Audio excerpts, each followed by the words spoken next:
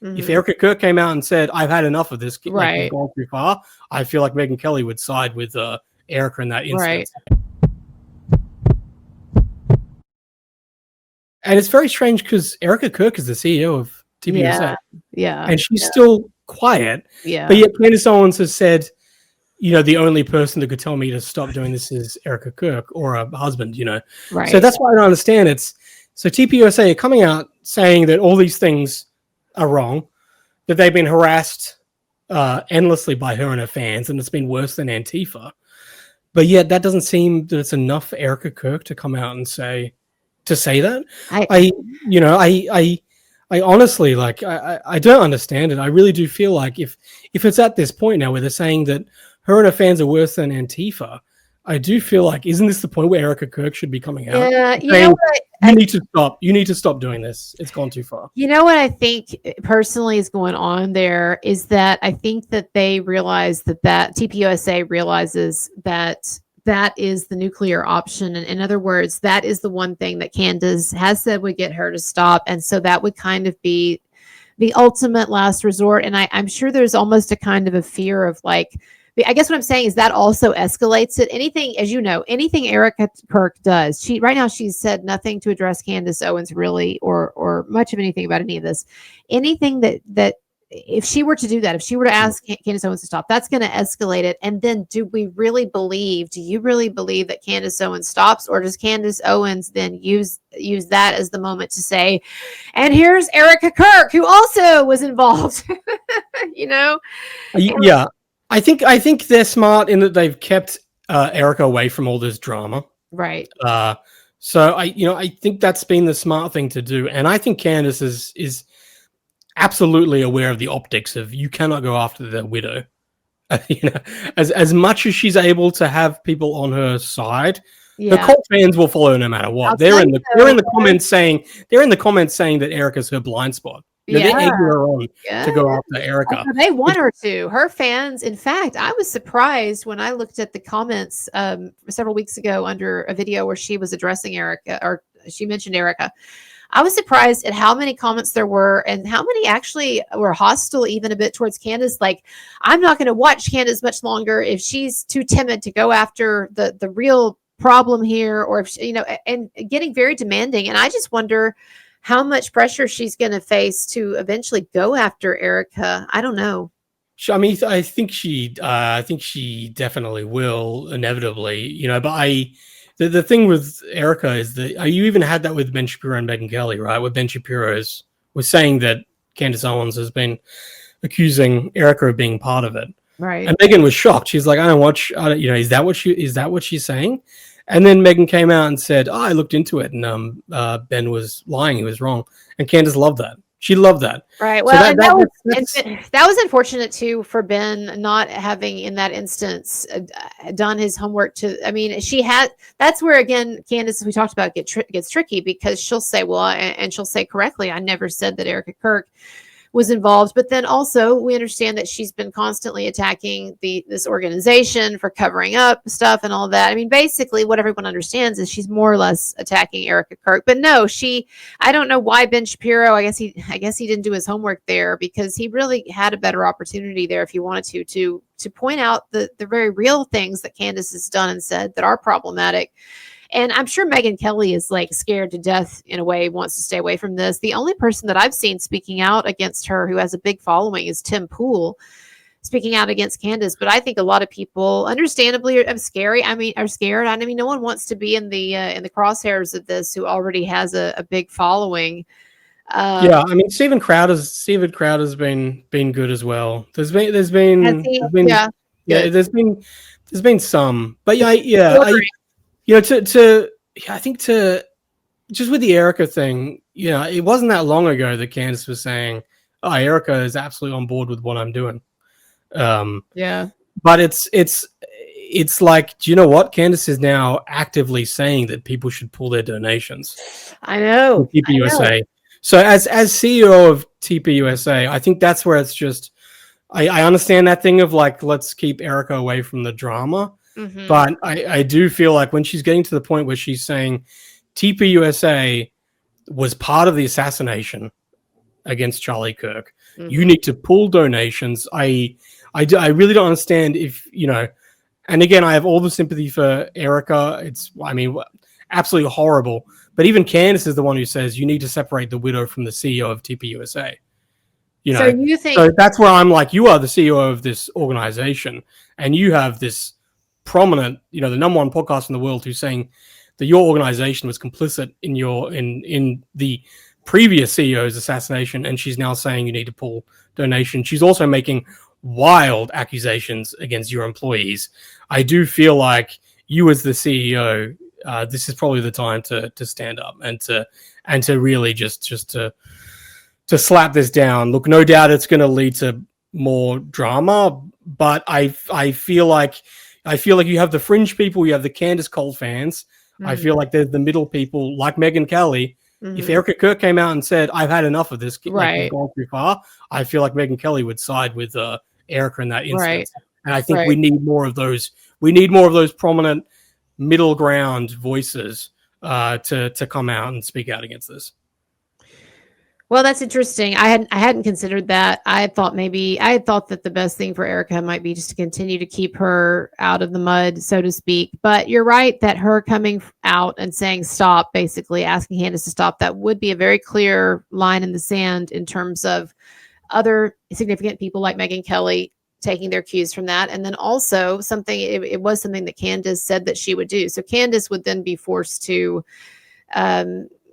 cross the Rubicon on that. I guess I know the fear that they must have is like the Turning Point people and Erika. I'm sure they know that it is highly unlikely that Candace is going to let this go. Candace has put too much of her, not just her reputation, but herself into this. And I think this is a situation, it's almost like Captain Ahab in The Whale, where she can't even allow herself to see that she's wrong, Candace, or to go back on this. I wonder, the question everybody seems to ask is, to what degree do you think Candace believes her own propaganda? In other words, do you think that she does think she's on this like messianic mission? She called it missional last night or the night before, that she's on a mission here. Do you think she totally buys it? Or do you think she's aware of some scamming that's going on? I mean, you say that she lies. We've talked about how she lies, instances of it. The Macron lawsuit lays out very well, I think, even taking it with a grain of salt, very well, the deliberate misrepresentations that it asserts that she engaged in with her fans. Do you think that she buys her own propaganda, or does she know she's scamming? No, I think she knows she's scamming. You do? I think when she's hanging out with her friends, she's a pretty probably normal person and keeps it at bay. So you think this is like, it's just like wrestling or something for her? You think that this is she knows it's BS, and she's like, I'm just giving them what they want, basically. A free market, that was the point. She's like, this is what my audience wants. Yeah, this is what I'm going to give them. They drive that engagement. They demand more and more craziness. Yeah. So she gives it to them. Yeah. And it's this kind of like vicious cycle where she's going to inevitably implode. But I mean, how that is because she'll go on Piers Morgan, and Piers Morgan will bring up, that you said that the Joseph Mengele experiments were propaganda, and she'll then do her word game where she's like, I never mentioned Joseph Mengele, Mm-hmm. She'll then downplay what she said. Mm-hmm. She'll do it with Tucker, where she goes on Tucker and they'll talk about Brigitte Macron. She won't talk about like the craziness of like, I think Brigitte Macron was in the Stanford prison experiment, and she'll say Brigitte Macron groomed Emmanuel Macron when he was 14. Right. And it's like, yeah, I mean, we all think that's wrong. Right. We all agree with that. That's gross. You absolutely should call that out. But that's not what she's doing with her audience on her show. She's going off into wacky, Frankist, Freemason, French Enlightenment, White Lotus, China stuff. Right. She doesn't do that with Piers Morgan. She doesn't do that with Tucker. She doesn't do that with CNN. So you think it's very conscious what she's doing, the game she's running. Now, you did say that basically you said that it is destined to implode. So my questions here, to round us up here at the end, round things up. because it's late. It's after midnight for me, and I appreciate you waiting on me today. Do you think she's going to implode? What do you think that's going to look like? And how far from that are we? Is she imploding right now, or we're still in, like, as Churchill would say, not the beginning of the end, but the beginning of the beginning of the end? It's this funny thing where, I think you have these commentators, and especially conspiracy theorist commentators, where they live in this world of play. And I think, like we said, where it's kind of like wrestling. I don't think they entirely believe it. Mm-hmm. I think they pander to their audience and give them what they want. Mm-hmm. But then that'll kind of cross the third rail with reality, mm-hmm. and there's actual consequences mm-hmm. for your actions in the real world. You saw that with Alex Jones with the Sandy Hook thing, right? And I think she's beginning to see that already. The Macron lawsuit is a serious lawsuit. Yes. It's a proper lawsuit. If I was gonna bet, I would side with them. I don't, you never know with this stuff. It's very strong. No, it's very strong. And I want to say I've covered a lot of Me Too defamation lawsuits, and I thought those were credible. Johnny Depp's lawsuit, Brian Warner, Marilyn Manson's lawsuit, Baldoni's lawsuit, but the Macron lawsuit is a whole other level. There's a reason it's 240 pages. It's hardcore. And it asserts very disturbing things.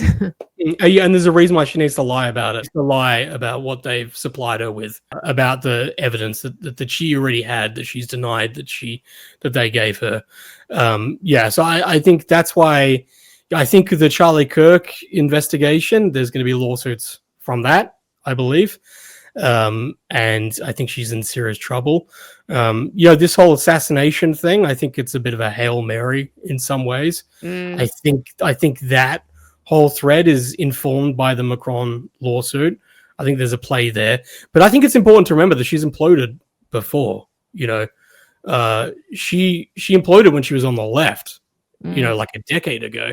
She tried to become this commentator, thought leader on the left, and it imploded with a doxing site, and that's why then she swapped sides and started grifting on the right. And so we've seen this before, and I think that's why I feel like she did a good job at pretending to be a legitimate commentator, mm-hmm. and people seem to have this idea that she's some kind of an investigative reporter, right, or a serious thinker.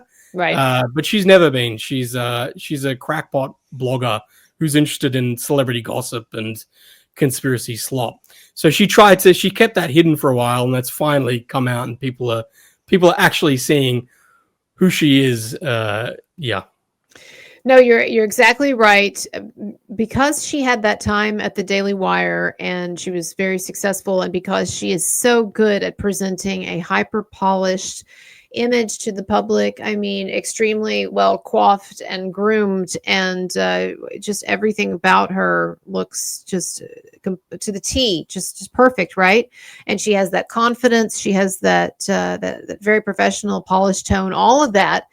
And she makes millions of dollars. And so people think, well, of course, this woman, like you said, she must be a serious journalist. And they don't realize that when you look at her history, first of all, you do see dramatic ideological flip-flopping, as she concedes overnight after it didn't work out, being a left-wing blogger. I think, again, that's what people need to understand is, like, there's so many people, especially followers of Candace, who say, how could someone this accomplished, this cool and collected and all together, and how would this person have gotten to this point in life peddling conspiratorial bullshit and being paranoid? But she got a series of lucky breaks, and she has a real raw animal intelligence and an excellent presentation style, and she's attractive, right?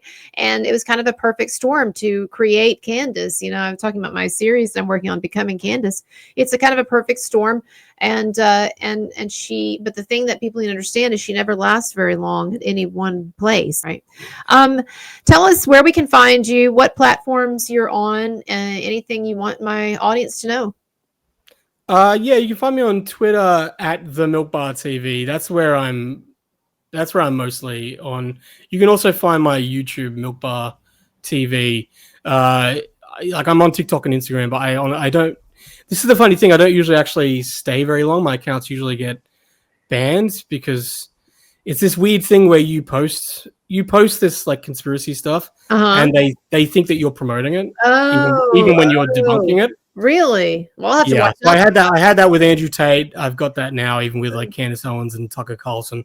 But yeah, so Twitter is the best place. Otherwise, YouTube is good to be able to look through the videos. You don't have to dig through my feed. Right. Okay, well, everybody, this is it. This is him on Twitter, and his links and information's there.